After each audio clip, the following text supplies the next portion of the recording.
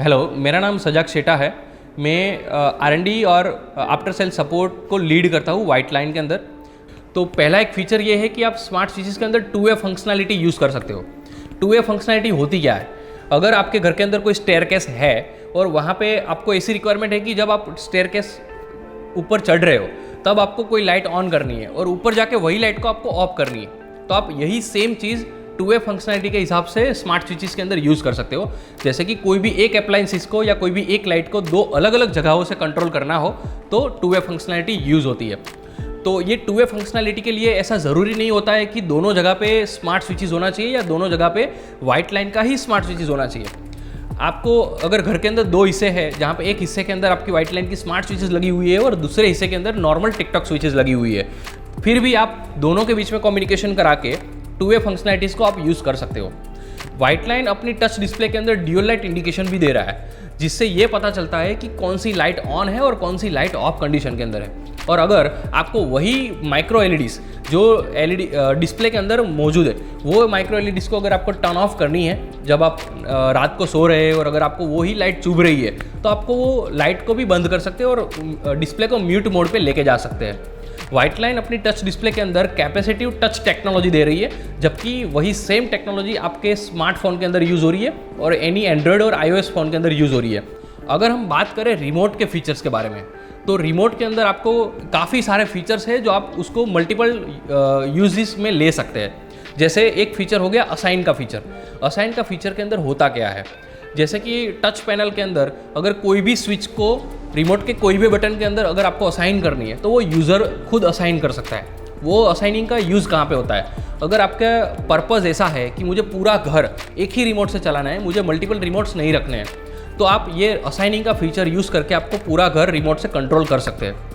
अगर आप ऐसा चाहते हैं कि मेरी टच डिस्प्ले के अंदर कोई अनऑथराइज पर्सन टच ना करे और स्विचेस को ऑन ऑफ ना करे, तो आप पर्टिकुलर कोई भी स्विच को लॉक भी कर सकते हैं और अनलॉक भी कर सकते हैं, वो भी रिमोट से।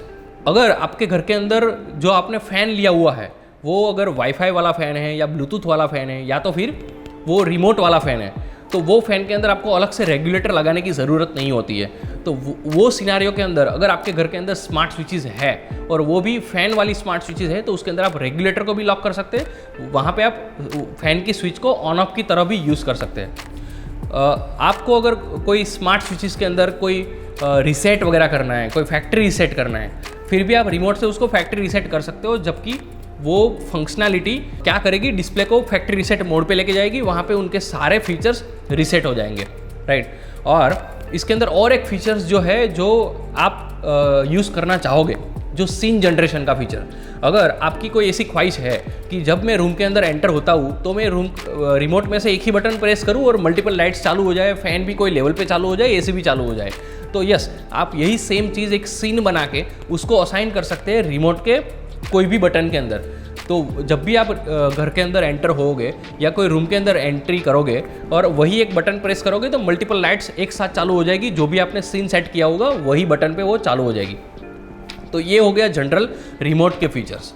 अगर हम बात करें वाईफाई चिप की, वाईफाई चिप क्या है, तो अगर आपको कोई भी स्मार्ट स्विचेस को और भी स्मार्ट बनाना है, जैसे कि वो स्मार्ट स्विचेस को इंटरनेट के साथ कनेक्ट करना है, तो आप क्या करोगे?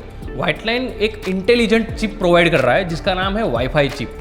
ये वाईफाई चिप हर एक स्मार्ट स्विचेस को इंटरनेट पे लेके जाता है और वही इंटरनेट के जरिए आप उसको मोबाइल से भी यूज़ कर सकते हो और voice command Alexa and Google home से भी यूज़ कर सकते हो। तो हर एक टच पैनल के अंदर बैकएंड के साइड पे एक वाईफाई का पोर्ट दिया गया हुआ है। वो पोर्ट ये कंपेटिबिलिटी दे रहा है आपको कि आपको जब भी वाईफाई चिप को यूज़ करना हो तो आप वाईफाई चिप वहाँ पे जस्ट प्लग एंड प्ले करें और वही डिस्प्ले को आप मोबाइल से चलाएं और वॉइस कमांड से चलाएं। और अगर आपके घर के अंदर इंटरनेट की कोई रिक्वायरमेंट है, तो अगर आपको कोई ऐसा क्वेश्चन है कि मुझे कितने MBPS का प्लान चाहिए होगा ये सारी चीज़ों को स्मूथली चलाने के लिए, तो मैं आपको बताना चाहूँगा कि आपको मिनिमम 1 MBPS का इंटरनेट प्लान चाहिए होगा to control the switches over the internet, right?